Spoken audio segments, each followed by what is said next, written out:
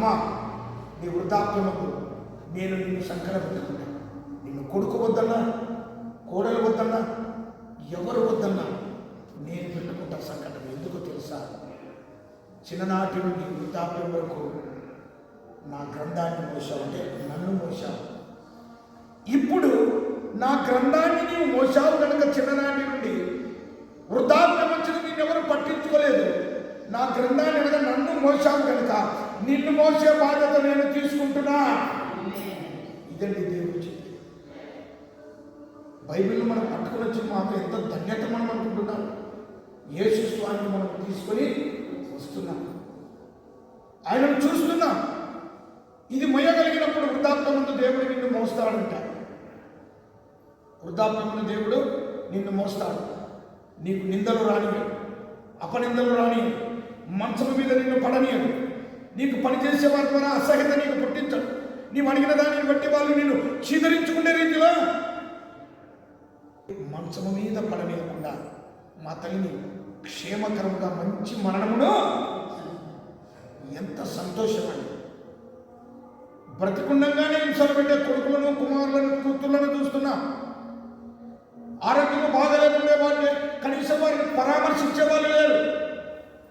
వారికి నీకేమైనా అవసరమా, ఆహారం అవసరమా అనేవారు లేరు. ఇంకోటి ఏం తెలుసా? మేము అనేక చోట్ల తిరుగుతూ ఉంటాం. వయస్సు పైబడిన విషయంలో అత్తగారు అనబడేవారు నడుములు వంగలేకపోయినా వారి బట్టలు వాళ్ళు ఉట్టుకుంటుంటారని కన్నీళ్ళు రావాప్పుడు తనలో నుంచే బాధ కలగదా? మీ పీతి గుడ్డలు మీరు కక్కున్నవి మీరు నడవలేని స్థితిలో ఉన్నప్పుడు, ఆమె మీద ఎక్కినప్పుడు, సంఖ్యలో పెట్టినప్పుడు పాసు వస్తే ఆ గుడ్డలను కడుక్కోదు, కానీ నీ గుడ్డలను కడుగుతుందిరా. వాళ్ళని బట్టలు తొక్కుంటే కనీసం కోడళ్ళు కానీ కూతుర్లు కానీ లేదండి. ఈ మధ్య అది చూస్తుంటే చాలా హృదయ విదారకమైపోతుంది నాకు. ఎందుకు ప్రభువా మేము మందిరానికి వస్తుంటాం, దేవుడి మాటలు వింటుంటాం. కనీసము ఆ వృద్ధాప్యమందు నా తల్లి ఆ విధంగా చేసుకుంటుంటే నువ్వెందుకు అంతా చేసుకునేది? నేను చేస్తానే మాట నోట రావడం లేదు. ఒకరోజు ఆమె కన్నా నేను కృంగిపోతావు. ఆమెన్న తన పని తాను చేసుకుంటూ తన అన్నము తాను వండుకుంటూ తింటుంది. నీకు ఆ గతి ఉండదు, కూర్చోలేము, లేయలేము, ఆహారం పెట్టే వాళ్ళు కూడా నీకు.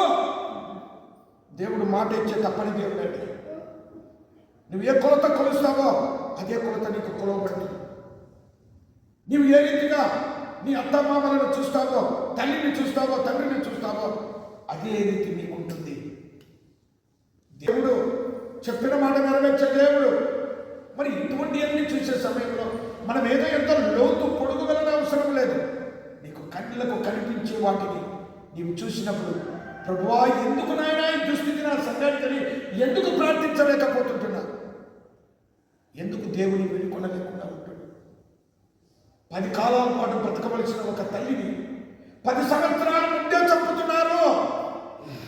ఆమె పనులు ఆమె చేసుకుంటూ లేవలేక, కూర్చోలేక, తిండి సరైన సమయానికి లేకుండా ఎవరిని చంపేది? కుమారులు, కుమార్తెలు, కొడుకులు చంపుతున్నారు. ఇది నిజం. అందుకే దేవుడు ఏమంటున్నాడంటే నా మాట వింటే, నా మాట వింటే ఇటువంటి పనులు మీరు చేయరు, బ్రతుకుతారు. అంటే అర్థమేమి? మీ తల్లిదండ్రులు మీ వారిని మీరు చూసుకున్నప్పుడు నీకు దీర్ఘాయువు అంటే తల్లిదండ్రులను సన్మానిస్తే దేవుడు నీకు ఇచ్చిన ఆయుష్ సంపూర్ణంగా ఉంటుంది అని చెప్తారు.